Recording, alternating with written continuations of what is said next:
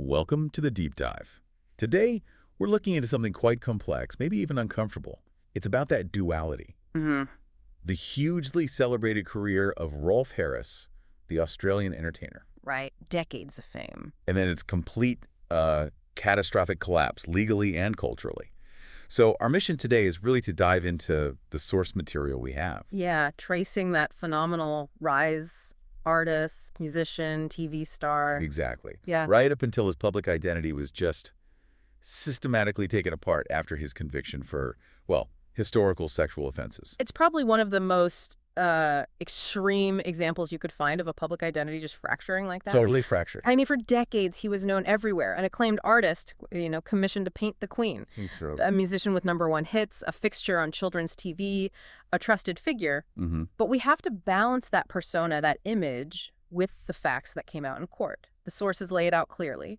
Born 1930, Bassendean, Western Australia. A real multi-talent. Popularized the didgeridoo, the stylophone. And he's credited with inventing the wobble board, too. That unique sound. That's the foundation, isn't it? The legend we all sort of knew. Yes. But that whole story, that entire perception, it just pivots so abruptly on one single devastating fact. The sources really make it clear there's a before and an after. And that line is drawn by a court finding. Yeah. The absolute pivot point is that 2014 conviction in England. Harris was found guilty of sexual assault against 4 underage girls. And these weren't recent events. No. Crimes spanning a long time, the 60s through to the 80s. And that conviction, it wasn't just the end of his career. It triggered everything else. Exactly. It started this huge effort, which is really well documented in our sources, to basically erase his place in history. So to really get the scale of the fall, we first need to understand the height he reached, right? Precisely.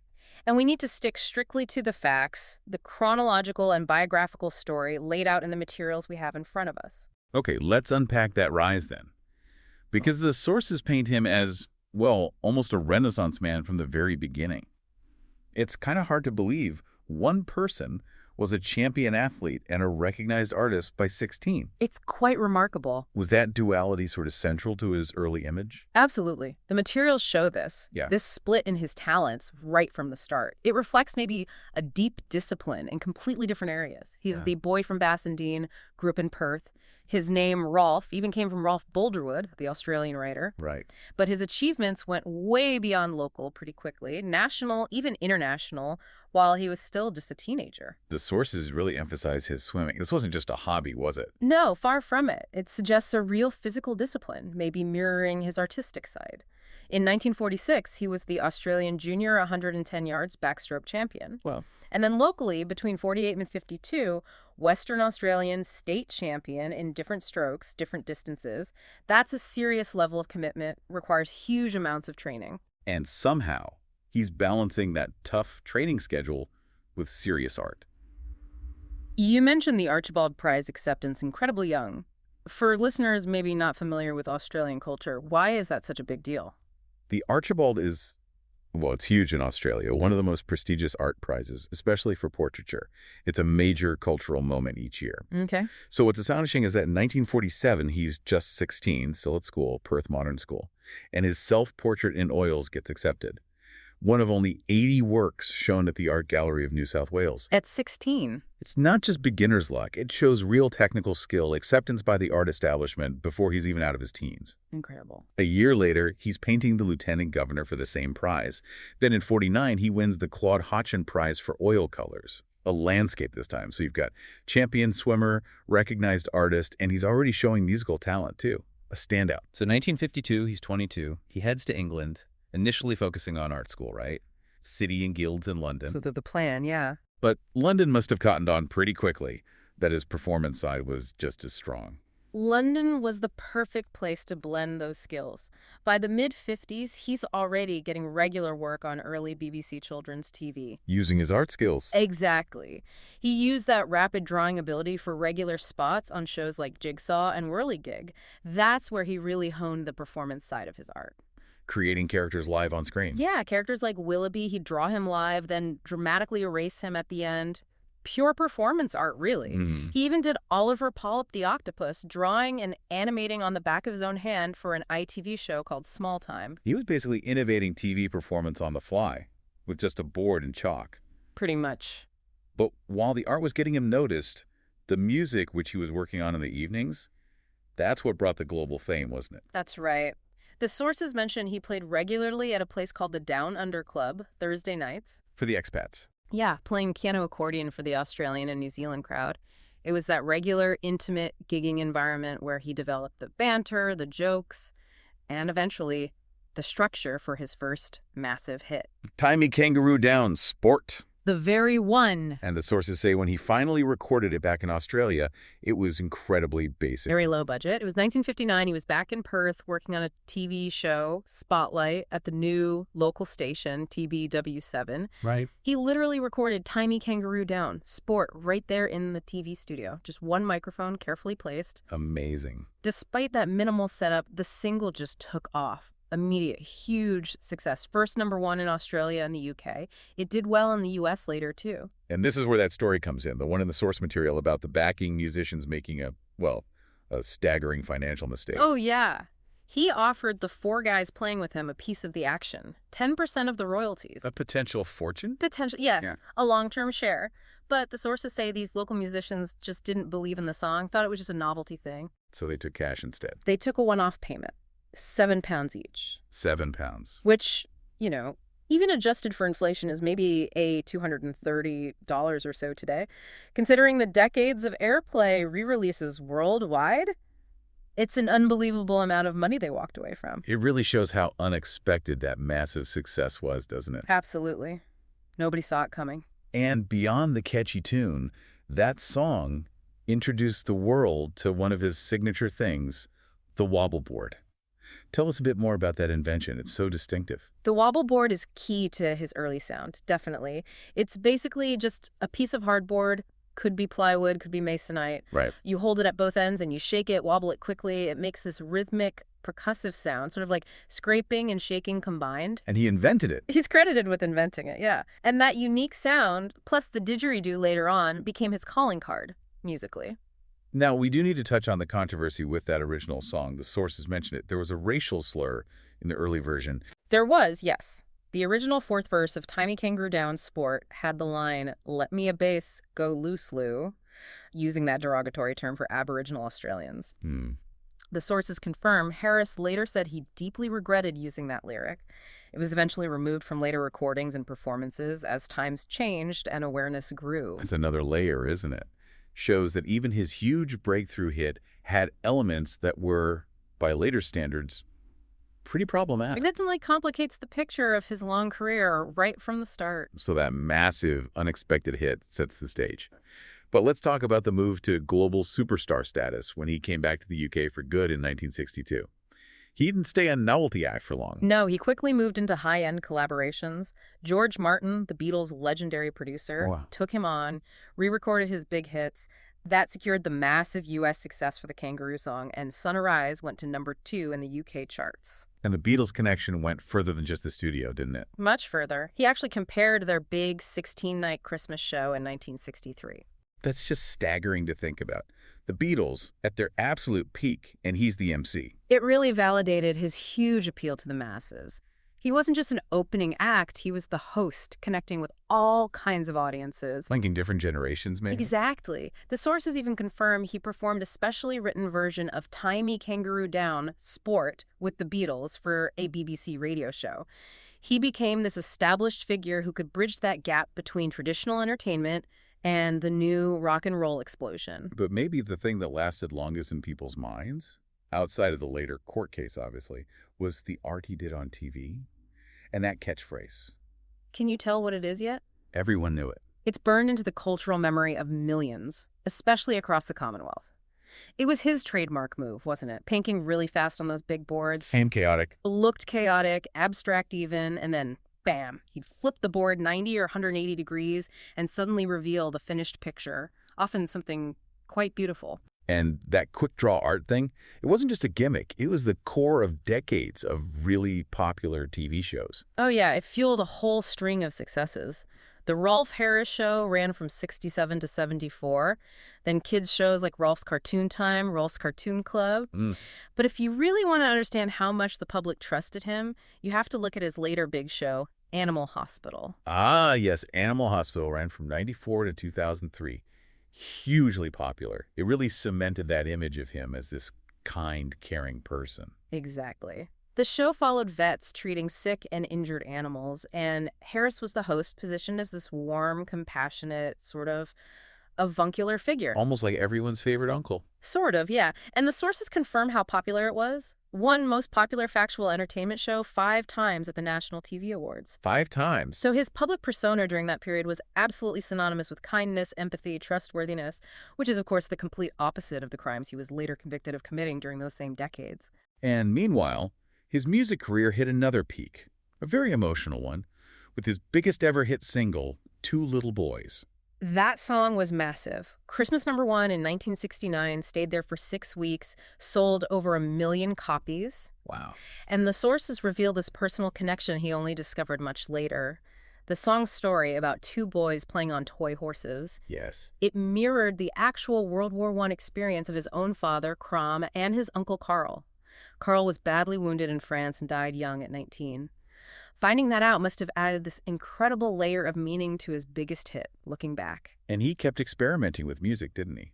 He didn't just play instruments, he properly learned them, even incorporating indigenous Australian culture. He did. He learned the didgeridoo from the Aboriginal Australian master David Blanasi back in 1967. Right. And he brought that sound into his pop performances, alongside the stylophone, that funny little electronic keyboard. Yeah, I remember those. And that willingness to try different sounds led to that surprising late career comeback in the rock world. The cover of Led Zeppelin's Stairway to Heaven. That must have blown people's minds in 1993. Didgeridoo, wobble board, and it hit the UK top 10. It was a genuine shock to the system culturally. Here's this 63-year-old guy, known for novelty songs, taking on one of the most sacred rock anthems ever. And making it a hit again. Exactly. And that led directly to him playing Glastonbury. The big festival. Yeah, the huge contemporary music festival. He ended up playing there 7 times, which just shows his amazing ability to stay relevant, stay loved across different generations and music tastes. He did other covers too, didn't he? He did Queen's Bohemian Rhapsody, and apparently for an Australian radio challenge, he did the vinyl song I Touch Myself, using only a wobble board. Just the wobble board. Yeah, wow. like something. And he kept that high standing in the proper art world, too. He wasn't just seen as a TV guy who could draw a bit. No, he was recognized in serious art circles. His TV series Rolf on Art in 2001 and 2004 showed he really knew his stuff about artists like Van Gogh, Monet. Right. And to really cement that, he got an exhibition at London's National Gallery in 2002. The National Gallery? That's huge for any artist, let alone an entertainer. It's extremely rare. It showed a massive level of institutional respect. And then came the absolute peak of that establishment acceptance in 2005. The Royal Commission, being asked to paint the official portrait of Queen Elizabeth II for her 80th birthday. It doesn't get much bigger than that in the Commonwealth. Absolutely not. It's the ultimate artistic validation, really. The portrait was unveiled at Buckingham Palace. It was really well received. Later on, the British public voted it their second favorite portrait of the Queen. So he'd reached the absolute pinnacle of artistic and social acceptance. This incredible level of trust from the establishment. A level few performers ever achieve. Which brings us, inevitably, to the starkest irony of this whole story. His public life and his private crimes. The sources show they directly intersected in the most chilling way imaginable. It is the absolute core contradiction, isn't it? Right. While he's building this huge platform of trust and warmth, painting the Queen, hosting Animal Hospital, the crimes he was eventually convicted for were happening during much of that same time. But the thing that's really, really hard to get your head around is that child abuse prevention video he presented in 1985. The one called Kids Can Say No. That's the one. A 20-minute film specifically made to teach young children 5 to 8 years old. So young. How to spot dangerous situations, how to avoid or escape sexual abuse, and where to get help. And Rolf Harris, this figure of ultimate trust, was the presenter. While, as the sources show, his own offenses covered the 60s, 70s, and 80s. Exactly. He was presenting a video designed to protect children from the very kinds of acts he himself was committing. The level of compartmentalization, deception, it's almost impossible to fathom. It really is. Actively instructing children how to stay safe from dangers that he himself represented. It just shows that complete split, doesn't it? Between the carefully crafted, kind public persona and the hidden reality. The depth of deception needed to do that, to present that video while engaging in those acts. It really highlights what we learned from this whole case study. Just how impenetrable his public image was, masking such a fundamental betrayal of trust. And that leads us straight into the collapse. Abrupt, total. Starting with Operation Yewtree.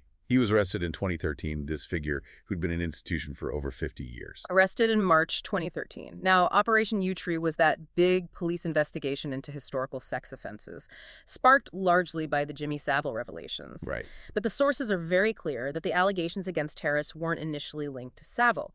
Though, obviously, the climate Yewtree created likely encouraged victims to come forward. And Harris denied it all at first. Predictably, yes, denied any wrongdoing when he was arrested. But the charges came fairly quickly, outlining the sheer timescale of the alleged abuse.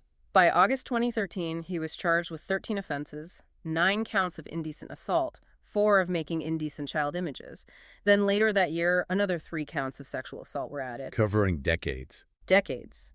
From the 1960s right through to the 1980s, victims aged between 8 and 19. He pleaded not guilty to everything in January 2014.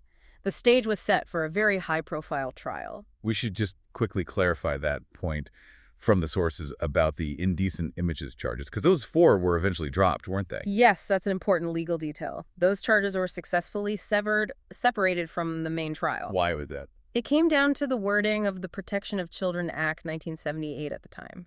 The interpretation was that just viewing certain images on a computer counted legally as making them. Okay. But Harris's legal team managed to get identity documents proving the models in the images were actually adults over 18. Ah, I see. That proof undermined the basis for those specific charges, so the prosecution dropped them. It shows the legal complexities involved. So when the main trial started in 2014, the specific allegations laid bare the extent of the abuse, different times, different places. They really did. The victims weren't all from one place or background. One key allegation involved assaulting a 14-year-old girl at a celebrity. It's a knockout event in Cambridge back in 1975. Right. Another charged him with assaulting an 8-year-old girl who just asked for his autograph at a community center in Portsmouth around 68 or 69. 8 years old. It showed a pattern, didn't it? Not isolated incidents, but behavior repeated over many years, often using the access his fame gave him. And his defense, during the trial, it seemed to run into trouble with basic facts, like where he actually was at certain times. That was a really damaging moment for the defense. They initially claimed he couldn't remember being in Cambridge around the time of that. It's a knockout event in the mid-70s. A memory lapse defense. Sort of a general lapse of memory claim, but it kind of unraveled when the prosecution produced TV archive footage. Actual video. Yeah, footage from an ITV show called Star Games, proving he was in Cambridge in 1978 for that show. He tried to brush it off as just a memory slip, but that contradiction definitely hurt his credibility. And the sources mention a letter he wrote years before was used in court, trying to downplay one relationship. Yes, a letter he wrote in 1997. It was about his relationship with his daughter's friend, a relationship that started when she was 13 and continued until she was 19. And what did the letter say? He wrote that the relationship had progressed from a feeling of love and friendship. There was no rape, no physical forcing, brutality, or beating that took place. The defense tried to use it to suggest things were consensual or at least not violent. But it didn't convince the jury on the indecent assault charges. Ultimately, no, it didn't sway them. And despite all the defense arguments, the jury's verdict was clear. Very clear. On June 30th, 2014, Rolf Harris was found guilty on all 12 counts of indecent assault. Sentencing happened just a few days later, 5 years and 9 months. Served in various prisons, like Stafford. Among others, yes. HM Prison Stafford was one. And the judge's comments at sentencing were pretty brutal, weren't they? Especially about remorse. Mr. Justice Sweeney didn't mince words. He told Harris directly, "You have shown no remorse for your crimes at all." Stark. He went on. "Your reputation now lies in ruins. You have been stripped of your honors, but you have no one to blame but yourself." It's worth noting, though, the sentence length itself was limited by the laws in place when the crimes actually happened. Ah, so the maximum penalty was lower back then. Exactly. That's why, despite some public feeling it was too lenient, the Attorney General later decided not to review the sentence. The judge had likely given close to the maximum possible under the old laws. Even after conviction, his own actions from prison caused more controversy. The sources talk about a letter accusing him of victim blaming. That happened in 2015. A letter he wrote from prison got published. It apparently contained these really abusive, insulting song lyrics aimed squarely at his female accusers. The victim's lawyer jumped on it, called it blatant victim blaming, argued it showed he had zero remorse, total contempt, and it should be considered if he ever came up for parole. It just kept him in the public eye as this unrepentant figure, even behind bars. And the legal battles weren't even finished then, were they? More charges, retrials. No, it dragged on. In February 2016, the CPS brought 7 more charges. He pleaded not guilty again. What happened with those? After a trial, he was actually acquitted on 3 of them. But the jury couldn't decide on the others. So a retrial was ordered for the remaining 3 charges. And the retrial. That also failed to reach a verdict. The jury was hung again. At that point, considering the time and resources already spent, the prosecution decided not to go for a 3rd trial on those counts. But amid all that legal back and forth, one of his original convictions from 2014 was overturned, right? That's correct. In November 2017, the conviction relating to the indecent assault of that 8-year-old girl in Portsmouth, the one seeking an autograph, that conviction was overturned by the Court of Appeal. They ruled it unsafe. Unsafe. What about the others? The court looked at applications to challenge the other 11 convictions from the 2014 trial, but they dismissed those. So those 11 original guilty verdicts stood firm. And he was released not long after that. Released on license in 2017, having served nearly 3 years of his sentence. So the final part of this deep dive has to be that systematic tearing down of his public identity. The institutions that showered him with honors spent years taking them all back. It wasn't just a career ending, it felt like an annulment of a person's history. The sources show it was a total revocation, across the board, multiple levels, 2 different countries. In Britain, they took back his honors systematically, starting from the bottom up. MBE, OBE, CBE. Exactly. His MBE from 68, the OBE from 77, the CBE from 2006, all revoked in March 2015. That progression member, officer commander, it shows how high he'd climbed in the establishment's eyes and how completely that was undone. And Australia did the same with their honors. They did. His Member of the Order of Australia, AM, from 89, and significantly, his Officer of the Order of Australia, AO, from 2012, both rescinded in February 2015. The AO is a very high honor, isn't it? Very high. Recognition for outstanding achievement and service. Taking that back was a clear signal the Australian government was totally disowning his legacy. But it wasn't just governments.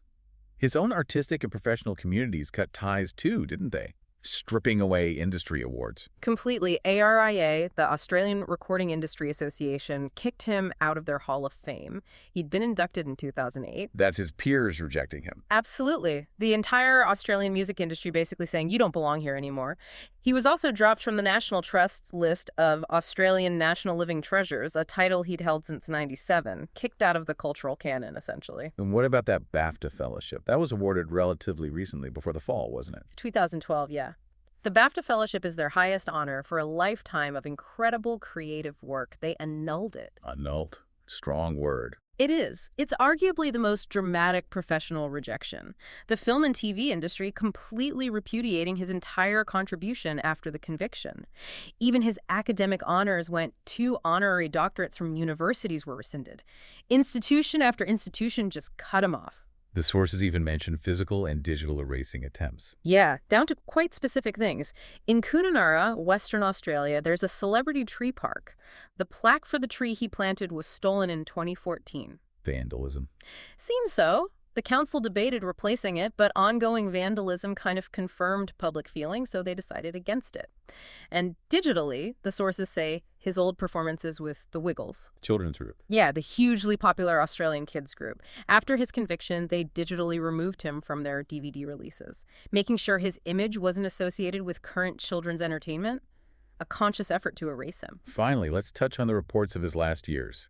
His health declined significantly after prison, didn't it? The materials suggest a serious decline, yes. He was reportedly hospitalized in 2016, maybe with sepsis. By 2022, the reports were quite grim, suffering badly from neck cancer. Couldn't speak. Apparently left him mostly unable to speak, needing 24-hour care, even tube feeding. He passed away at his home in Bray, Berkshire on May 10th, 2023. He was 93. And the cause of death? The death certificate listed neck cancer and just frailty of old age. And we should also note his wife passed away very recently, too. Yes, Alwyn Hughes, a Welsh sculptor and jeweler he married way back in 1958. She died just in August 2024, aged 92. So looking back over all of this, everything we've covered today from the source material, the main thing that stands out is just the sheer scale of the identity that was built and then utterly destroyed. It really is a documented case study of, well, total public identity collapse, possibly one of the most extreme examples you could find. Yeah. Here's this figure who wasn't just famous, he was culturally embedded. Global #1 hits, invented instruments, painted the actual head of state, hosted beloved family TV shows for 50 years. Unbelievable career. And all of it effectively invalidated after the fact, systematically erased once those historical crimes were confirmed in court. It just hammers home how irreversible that kind of fundamental breach of public trust is. The complexity of it really stays with you.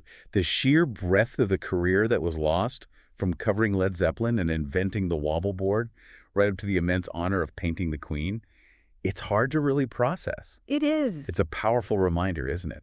How fragile celebrity can be when private actions completely undermine the public face. It's certainly a complex story, and as you process all the material we've gone through today, especially that one deeply disturbing detail, it does leave you with a final, quite provocative thought to consider. The source material clearly states Harris presented that child abuse prevention video, Kids Can Say No, back in 1985. Now, given we know the timeline of his offenses stretch from the 60s through the 80s... Right into that period. Exactly. You have to ask yourself, what does this reveal about the nature of his public performance? What level of psychological split or deception or compartmentalization does it take for someone to actively teach children how to avoid the very thing they themselves are doing? That disconnect. That's the ultimate question here, isn't it? The question of performance versus reality that just defines this entire difficult biography. A very profound and necessary thought to end on. Thank you for navigating us through this really challenging deep dive into the source material.